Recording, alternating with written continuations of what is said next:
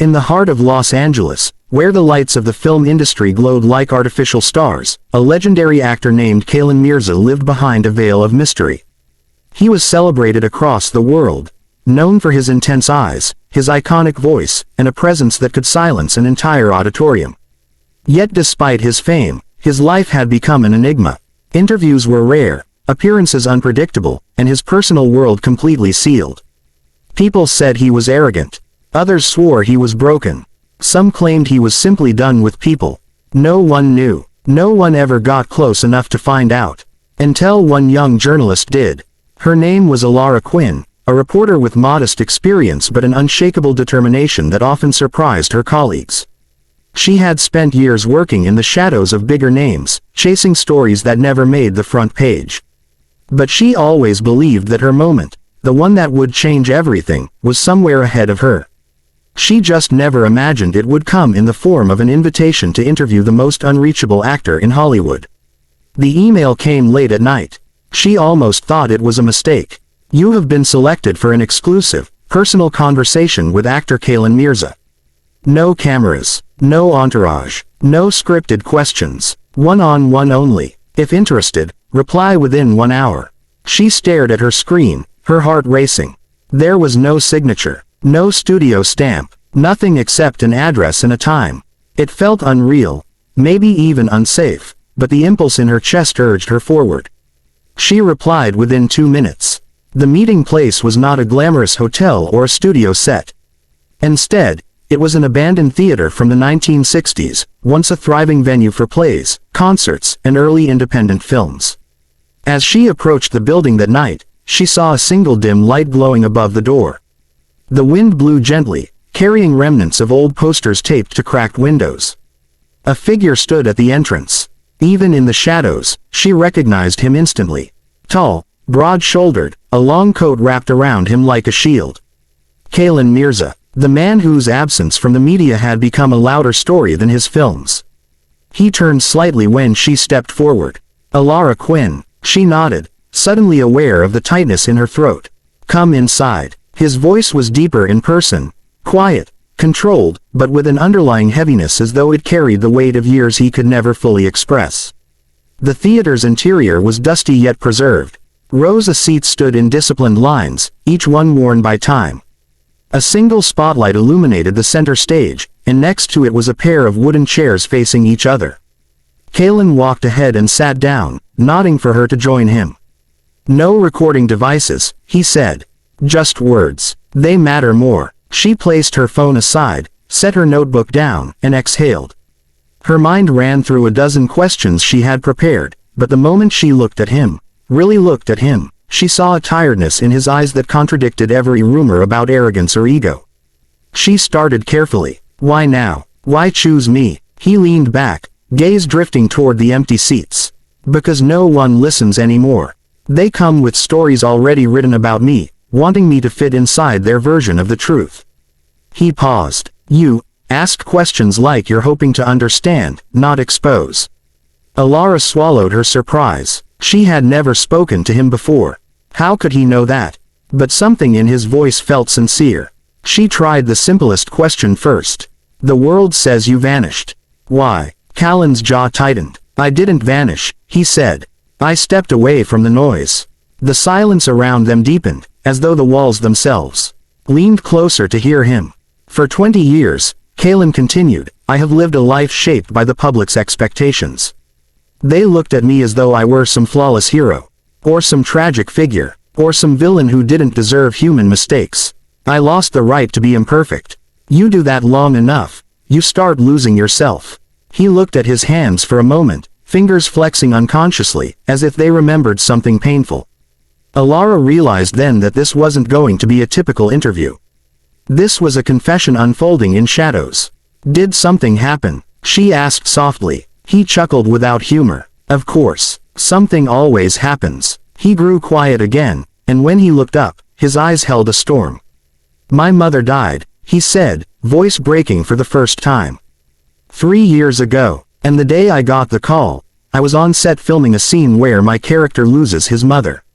I had to keep acting through a fake grief while my real grief waited outside the frame. Alara's breath hitched. That sounds unbearable. It was. His voice was flat. But what came after was worse. The studio didn't stop. The director didn't care. They asked if I could finish the day.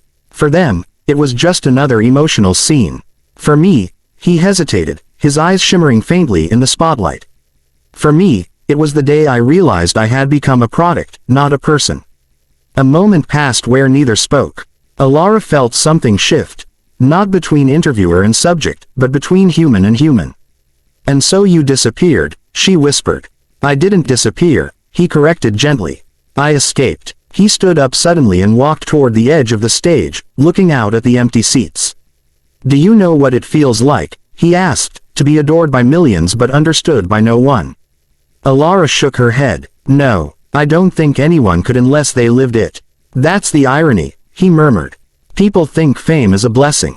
But the constant pressure, the lack of privacy, the expectations, sometimes it feels like carrying a mask nailed to your face. You become trapped inside the version of you the world created." He lowered his voice. "And eventually, you forget who you were before the mask." Alara stepped forward slightly. "Is that why you asked for this meeting? To show who you were behind it?" He turned to her then, and the raw honesty in his expression took her breath away. "No," he said, "I asked for this meeting because I want to remember who I was." He walked back to his chair, movements heavy yet deliberate. Alara dared to ask a more personal question. "What were you like before all this? Before the fame?" A faint smile tugged at his lips. "A dreamer. A boy who loved stories. A kid who believed that if he acted honestly enough on screen, people might feel less alone."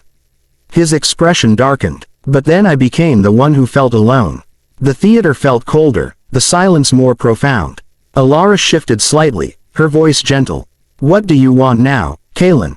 He blinked, surprised by the simplicity of the question. He looked as though no one had asked him that in years. "I want to live," he said quietly. "Not perform, not pretend, not survive under spotlights. I want to live." He rubbed his temples. "And maybe, I want people to know the truth. That I'm not a myth. Not an icon. Just a man who's tired of being what everyone wants him to be." Alara felt a deep ache in her chest. For years, the world had adored him, envied him, judged him. But none of them had cared enough to see past his fame. Except now. "What would you say," she asked softly, "to the millions who still see you as a hero?" A long silence. Then, "I'd tell them heroes are human too." His answer echoed throughout the empty theater, settling over them like dust. Alara noticed then something she had missed earlier, a photograph resting in his coat pocket. It was peeking out just enough for her to see a glimpse of a woman smiling. His mother. He saw her looking and slowly pulled it out. "She believed in me," he said.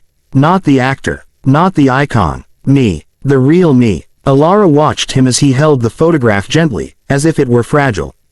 "And when she died," he continued, "it felt like the only person who truly knew me died with her." He looked up at Alara again, his voice trembling just slightly. "That's why I stopped everything. I wasn't running from the world.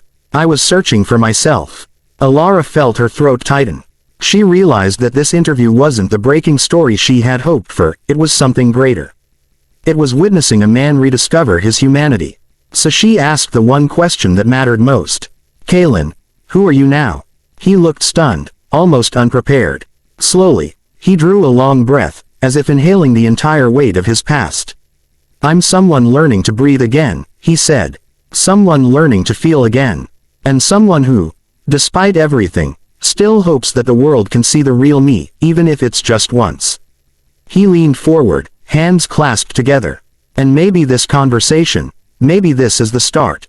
Alara nodded, feeling something warm bloom in her chest. "I think it is." He smiled. "A real one this time, small but genuine." Suddenly, the theater door creaked open. A gust of cold air swept inside. The outside world was waiting. But for the first time in years, Kalen didn't flinch. He stood up and extended his hand. "Thank you, Alara." She shook it gently. "Thank you for trusting me." He looked around the theater one last time.